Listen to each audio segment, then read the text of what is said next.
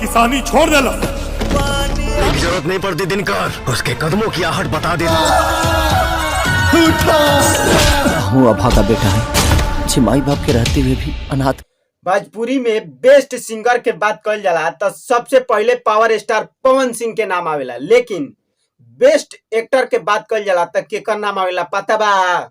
नहीं के पता तो दिल थाम के बैठल हो और कमेंट करके बताइए लो कि के बेस्ट एक्टिंग करेला। तो लगाओ भाई। किसान के किसानी छोड़े पे मजबूर मत करो लोग।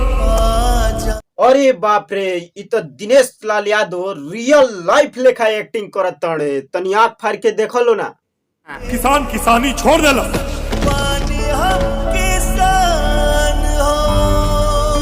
तो अन्न के बिना मर जीवन। हमके तो इनकर भाई फिल्म और एक्टिंग बहुत मस्त लागेला, और तनी लोग के कैसा लागेला कमेंट करके बताओ लो। और पवन भैया स्टार्ट हो जा।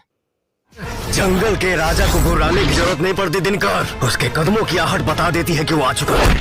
अरे यार, पावर स्टार का गाना गावेले और का एक्टिंग कैले बाणे कि इनाम देवे लायक कैले बाणे। तब अब बारी अगली बार रितेश पांडे के, तो रितेश भैया चालू हो जा। जब केहू हमरा के हरामी कहेला ना, कमेंट करेला बोले वाला के फाड़ के रख दी। भाई रितेश पांडे तक गम संग के बादशाह हड़े, लेकिन एक्टिंग वो एकदम गमे लेखा कर देता है। तो ई तहनी लोग के कमेंट करके बताओ लो कि ई एक्टिंग कैसन कैले बने। और यश कुमार जी शुरू हो जा।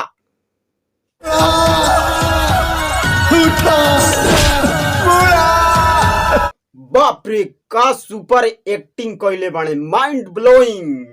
तब इ तहनी लोग के कमेंट करके बताओ लो कि एक्टिंग कैसन लागल हटे। और बारी अगल बात चिंटू पांडे जी के, तब चलो शुरू हो जा।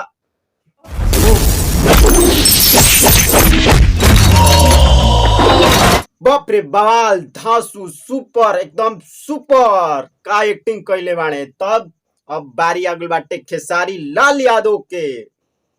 हूँ अभागा बेटा है, जे माई बाप के रहते हुए भी अनाथ की जिंदगी जिया। ओहो, का एक्टिंग कैले बड़ा। जिला top, Bihar top, UP top, India top, पूरा दुनिया टॉप। अब तहनी लोग के कमेंट करके बताओ लो कि खेसारी भैया कैसन एक्टिंग कैले बाड़े और कितना धांसू कैले बाड़े।